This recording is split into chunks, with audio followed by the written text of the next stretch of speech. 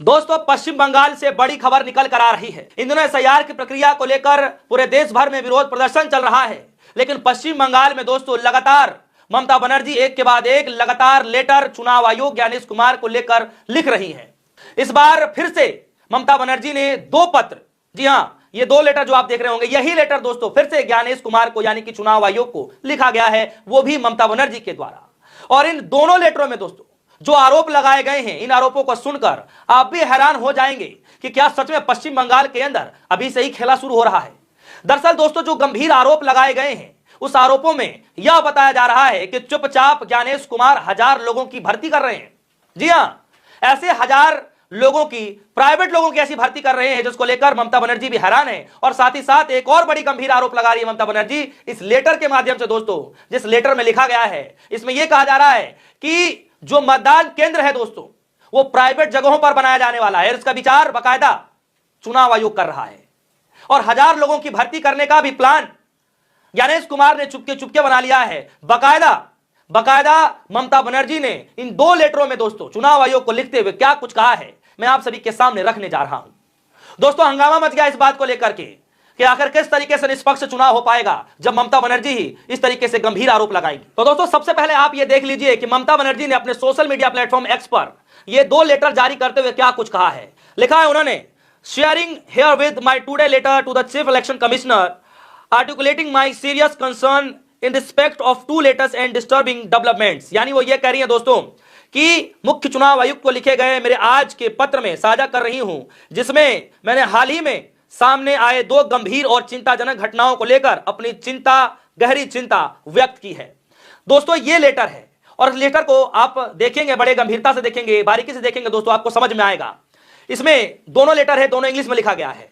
और देखिए, इसको मैं हिंदी में कन्वर्ट कर देता हूं दोस्तों। इसमें लिखा गया है कि हाल ही में जानकारी मिली है कि मुख्य निर्वाचन अधिकारी सीईओ पश्चिम बंगाल ने जिला निर्वाचन अधिकारियों यानी डीईओ को निर्देश दिया है कि एसआईआर संबंधित या अन्य चुनाव संबंधित डेटा कार्यों के लिए संविदा आधिकारिक डेटा एंट्री ऑपरेटरों को और बंगाल सहायक केंद्र यानी बीएसके के कर्मचारियों को नियुक्त ना करे। साथ ही सीईओ कार्यालय ने 1000 डेटा एंट्री ऑपरेटर और 50 सॉफ्टवेयर डेवलपर को 1 वर्ष की अवधि के लिए नियुक्त करने हेतु एक रिक्वेस्ट फॉर प्रपोजल यानी आरएफपी जारी किया है। यह स्थिति गंभीर चिंताएं पैदा करती हैं जब जिला कार्यालयों में पहले से ही पर्याप्त संख्या में सक्षम पेशेवर उपलब्ध हैं और वही कार्य कर रहे हैं। तब सीईओ कार्यालय को इस कार्य को एक बाहरी एजेंसी के माध्यम से पूरे वर्ष के लिए आउटसोर्स करने की क्यों आवश्यकता पड़ रही है। जी हां, जैसे कि मैंने दोस्तों आपसे बताया कि 1000 लोगों को क्या चुपके से अचानक से एकाएक ज्ञानेश कुमार हायर करने जा रहे हैं लोगों को। ऐसे ऑपरेटरों का हायर किया जा रहा है दोस्तों, ऐसे सॉफ्टवेयर डेवलपरों का हायर किया जा रहा है, जिसको लेकर ममता बनर्जी खुद हैरान है, चिंतित है कि ऐसे कार्यों में पहले से ही जो लोग लगे हुए हैं, इसके बावजूद भी 1000 लोगों को क्यों नियुक्त किया जा रहा है, वो भी चुपके से, क्यों। दोस्तों, ये बड़ा गंभीर सवाल है। चुनाव होने जा रहा है, चुनाव से ठीक पहले आखिर नियमों में बदलाव क्यों किए जा रहे हैं। ममता बनर्जी बार बार यही सवाल पूछ रही है। आगे देखिए, इसमें लिखा गया दोस्तों, ऐसे में सवाल उठता है कि सीईओ कार्यालय यह भूमिका फील्ड अफसरों की ओर से क्यों निभा रहे हैं। पहले से नियुक्त कर्मियों और प्रस्तावित एजेंसियों द्वारा नियुक्त किए जाने वाले कर्मियों की सेवा शर्तों या संविदात्मक दायित्वों में क्या मौलिक अंतर है। क्या यह पूरी प्रक्रिया किसी राजनीतिक दल के दबाव में विशेष हित साधने का उद्देश्य संचालित तो नहीं की जा रही। दोस्तों, सवाल तो पूछना वाजिब है। मत भूलिए कि ममता बनर्जी ने उससे पहले भी एक लेटर लिख करके कहा था, बाकायदा टीएमसी ने लेटर जारी किया था दोस्तों। और 11 नवंबर की घटना है, जिस दिन बीजेपी, एनडीए, महागठबंधन बिहार के अंदर चुनाव हो रहा होता है, मतदान घरों से निकल करके मतदाता जाते हैं वोटिंग डालने के लिए, और देखिए कि एक तरफ मतदान हो रहा होता है और दूसरी तरफ एक नियमावली बदलाव कर दिया जाता है कि किसी को भी जो है, जो बूथ लेवल एजेंट नहीं मिल पा रहे हैं तो किसी को भी बना सकते हैं। उस प्रक्रिया को बदल दिया गया था। जो लेटर मैंने आपको बहुत पहले दिखा दिया, मैंने खबर भी आपको बहुत पहले दिखा दिया दोस्तों।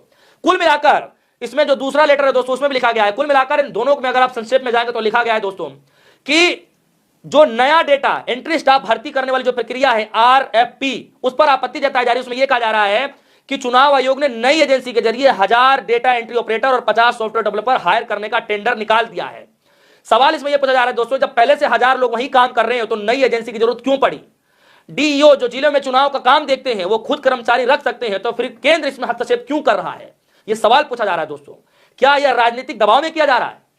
यह सवाल मैं नहीं, यह सवाल खुद ममता बनर्जी पूछ रही है। आखिर क्यों जरूरत पड़ी दोस्तों। और यही मसला नहीं रोक रहा दोस्तों, मसला यहां पर गंभीर हो रहा है कि मतदान केंद्र निजी हाउसिंग सोसाइटी में बनाया जा रहा है दोस्तों, और यह कहा जा रहा है कि चुनाव आयोग इस पर विचार विमर्श कर रहा है। बातचीत चल रही है कि जो मतदान जो केंद्र है दोस्तों, जो मतदान केंद्र है वो निजी हाउसिंग में बनाया जाएगा। इसमें लिखा गया है कि चुनाव आयोग निजी हाउसिंग सोसाइटी में पोलिंग बूथ बनाने पर विचार कर रहा है। यह कहती है कि यह भी संदिग्ध है, यह भी स्पष्टीकरण इसका भी होना चाहिए कि इसके पीछे की मंशा क्या है। दोस्तों आज तक यह बताया जाता रहा है और होता भी रहा है कि जो सरकारी स्कूल होते हैं, चाहे सरकारी जो दफ्तर होते हैं, ऐसे ही जगहों पर जो है पोलिंग बूथ बनाया जाता है। लेकिन पश्चिम बंगाल से खबर निकल करके आ रही है कि जो निजी हाउसिंग सोसाइटी है दोस्तों, वहां पर मतदाता केंद्र बनाने जाने की प्रक्रिया चल रही है, उस पर बातचीत किया जा रहा है दोस्तों, जिसको लेकर बाकायदा ममता बनर्जी ने लेटर लिख दिया है गणेश कुमार को, चुनाव आयोग को। दोस्तों कुल मिलाकर के इसमें दोस्तों जो सवाल पूछे जा रहे हैं वो बड़ा गंभीर है, और एक दो नहीं कई सारे इसमें सवाल पूछे जा रहे हैं। और ममता बनर्जी कह रही हैं कि क्यों, लेटर में देखिए इसमें लिखा गया वाई, क्यों आखिर क्यों इस तरीके से बदलाव किए जा रहे हैं, ममता बनर्जी पूछ रही है दोस्तों। यह कह रही हैं कि अगर ऐसा होता है तो फिर आप देख लीजिए कि चुनाव आयोग की निष्पक्षता पर गहरा असर पड़ेगा।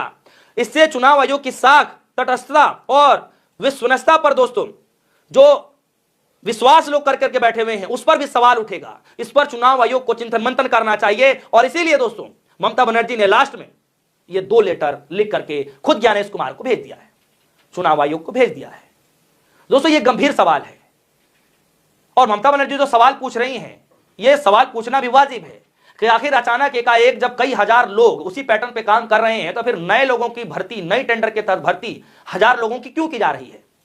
उससे पहले पोलिंग बूथ वाले जो एजेंट थे, जो सिर्फ वहां के मतदाता हो सकते थे, वही वहां पर पोलिंग बूथ एजेंट बन सकते थे। उस नियमों में बदलाव कर दिया गया। अब नए लोगों को, नए ऑपरेटरों को, जिसमें पहले से लोग काम कर रहे हैं नई एजेंसी के तहत, क्यों उसमें हजार लोगों को सम्मिलित किया जा रहा है, क्यों नए लोगों को भर्ती की जा रही है, वो भी दबे जवान चुपके से, क्यों।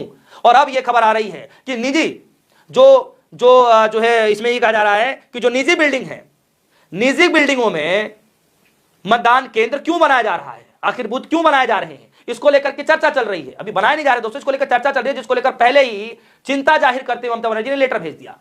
दोस्तों पश्चिम बंगाल में एसआईआर प्रक्रिया को लेकर वैसा ही विरोध चल रहा है, तमिलनाडु के अंदर विरोध चल रहा है, उत्तर प्रदेश के अंदर विरोध चल रहा है, कई सारे बीएलओ उठ खड़े हो गए हैं, कई सारे बीएलओ इस्तीफा दे रहे हैं। लेकिन इसके बावजूद भी चुनाव आयोग पश्चिम बंगाल के चुनाव को लेकर के किस तरीके से प्रक्रिया तैयार कर रहा है।